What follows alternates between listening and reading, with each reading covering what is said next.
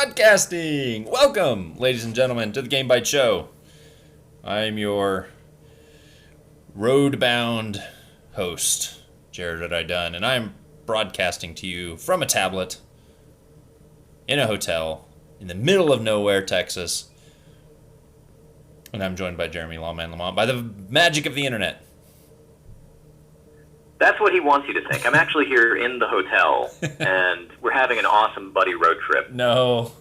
No, we're actually not. But I have to say, that is some true dedication. Now, I do not know any other streaming channel that will actually bring you the regularly scheduled stuff while traveling. Amazing. That's right. Bravo, sir. That's right. And just for good measure, we're doing it in very low quality. And Jeremy's practically on, like, I don't even know what kind of ancient can archaic from the next room. I know, right? We used something called a telephone. It was really weird. Rotary dial. It's amazing. How do you get that stuff to work on cell towers? I don't even know. But we made it work. We made it happen. Yeah, it's showing that I am in fact live now. So there you go. So it is working. We kind of had doubts, and we kind of had a hiccup just a moment ago. But if we don't mention that, nobody knows about it. So tonight we're going to bring you King of Dragon Pass for multiple reasons. One, we've actually been talking about this a few times. I know Dale Count Umdor Jones brought this up a few weeks ago on, I think on a What a Game We've Been Playing podcast.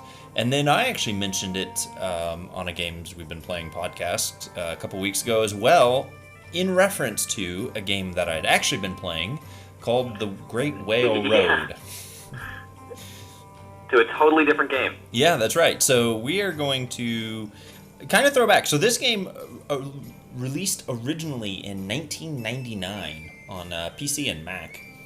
And I've got some interesting stats here. It only sold 8,000 copies. Of course, back then, everything was sold in boxes, so there you have it. But yeah, King of Dragon Pass is a story turn-based adventure game? I don't even know. We're just going to go ahead and kind of get started here. There's a lot of text. 1999 games, mobile games, no voiceovers. So I'm not going to read it all word for word. That would probably be kind of boring. Yes, do a dramatic reading, man. We got to do it. There was once a time when gods and people walked the earth together. Your clan traces its ancestry back to those times. Okay, all right. That's probably good. So essentially what we're setting up here is you're creating the sort of backstory of your clan, and there's some cute little tooltips down here that we're going to ignore. But essentially think of these guys as Nordic barbarians who end up having to resettle a new land after the gods leave the world and an awful king guy comes into power. So Orlanth is like the big dude. He kind of overthrows the old gods. I mean, this has a lot of kind of throwbacks if you kind of follow along the story to sort of like Greek mythology to, I mean, they just pull from everywhere, I think. Norse, a lot of weird stuff. So we're gonna go through here, and I've actually was playing this just a little bit ago. So we're gonna do our men and women. If you read all this, you can pause it and read it, I guess, if you're that enthusiastic about King of Dragon Pass. But essentially, these two gods are going to get married, and they're asking us what we want to do. We're going to join Elmal's world, and protect the celebration. Yay! Everyone dances. A lot of this doesn't really matter too much, I don't think. It probably changes the gameplay a little bit. I'm going to say we learned to harness the oxen to plow. That sounds completely straight and narrow. Orlanth succeeded in remaking the world. Yay! So we're not going to do slaves. We're going to adopt them. Go away, tooltip. Who do we want to kill? Troll lords, beastmen, elf warlords, Tata the Green. That's kind of a weird name. We're the ice tribes. I think So this is the kind of thing where you can start out on multiple occasions. You can basically play through the same kind of scenario, right? But then every little choice that you make changes things up a little bit, right? It does kind of change it up for you when you begin. We're definitely a war tribe. We stood with Elmal. So now society has fallen, essentially. And they want to know the first deity that we're going to choose. So I'm going to go with Elmal, because, he and us were bros. We stood together in our shiny armor at the wedding ceremony.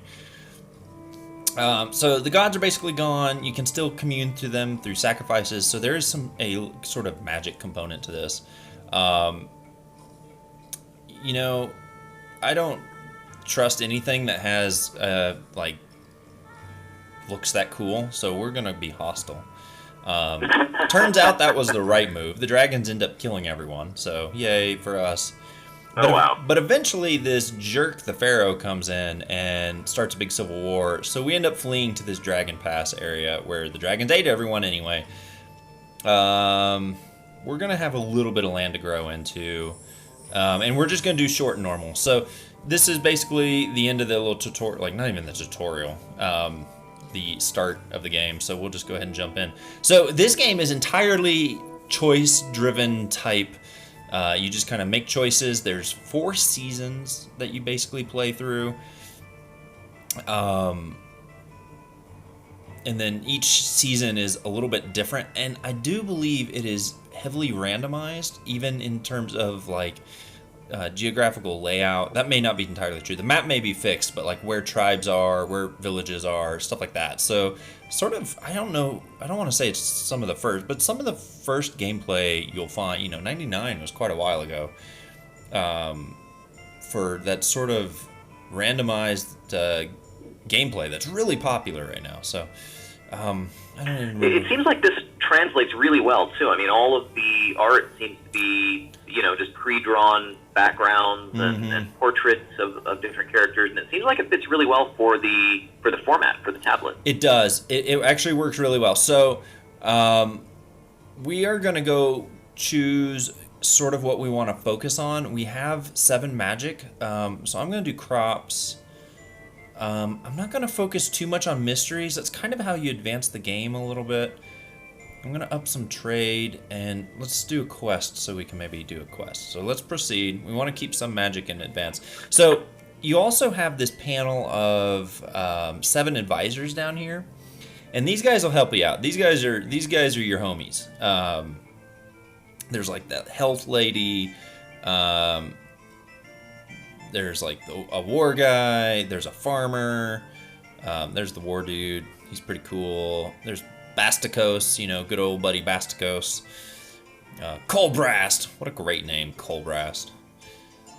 And farmers, so all of this stuff. So you can basically see here up top we have so many people. Some of them are sick, none are wounded.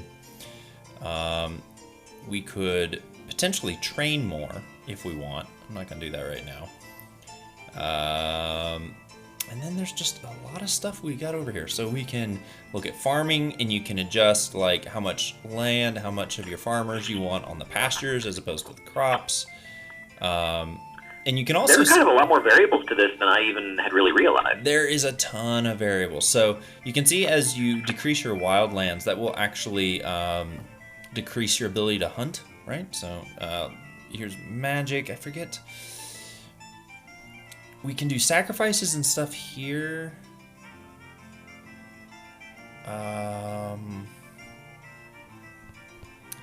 This guy wants a shrine. I don't know that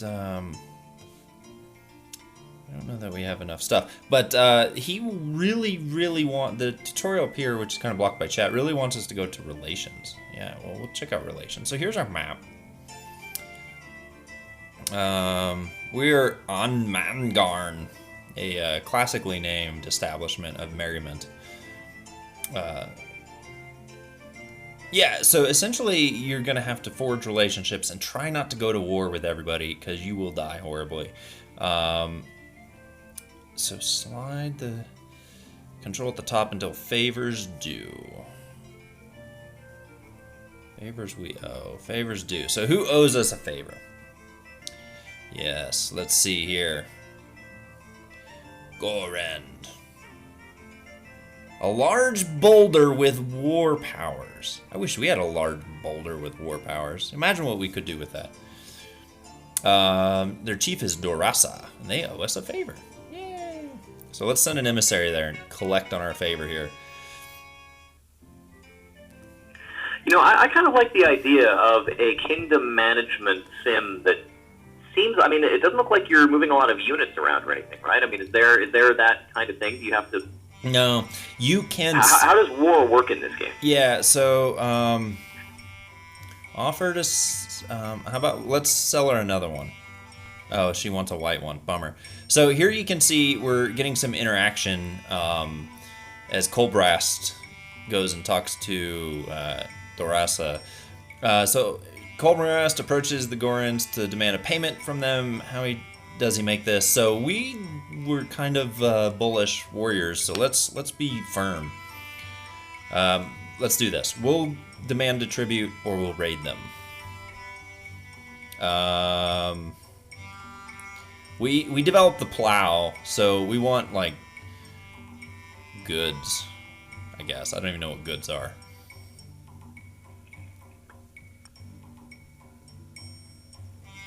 Do we want to demand an annual payment? I mean, we are probably going to kill them anyway, so... No, I don't know. Yeah, we're going to go for an annual payment. Oh, they raided us. No. No, it's okay. So here's how, you want to know how combat works. Here's how it works.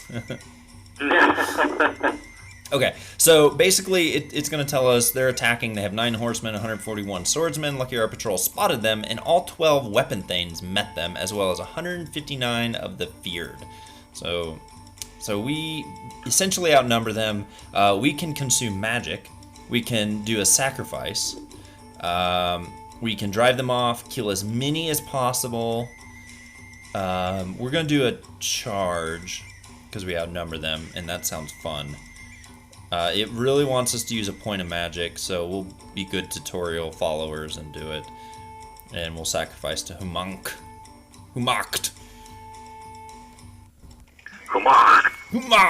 So here you go. So here the combat is resolved randomly, as is done in this game. Each force charged the other. It was a short, nasty battle. The magic was stronger than ours, but we were not dismayed. We drove the Gorons from the battlefield, striking them down as they fled. We captured 2 horses. Due to their prompt healing, our auxiliaries kept 2 warriors from dying and healed 3 of the wounded. So the Gorons lost 1 weapon thane. We lost 0. They had 4 wounded. We had 0. They had 16 footmen killed. We had 3 and 48. So there you go. We were quite successful in that battle. There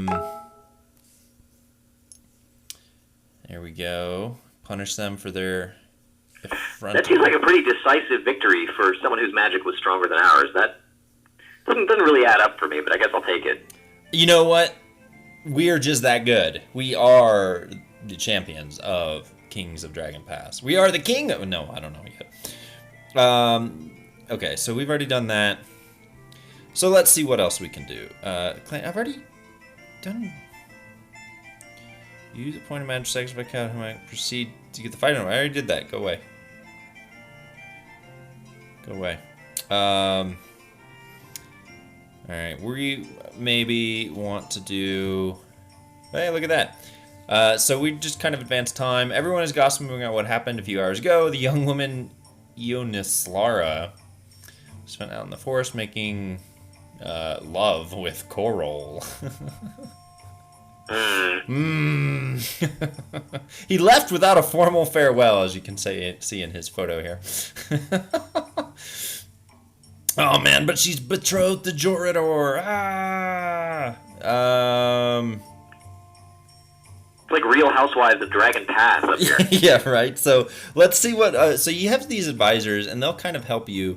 Let's see what this old lady thinks. Cora will cause trouble for Jorador if we allow the marriage. All right, she wants it over. Let's just hope Coral didn't. I mean, yeah, I guess that's true. They're on the cusp of a feud with us.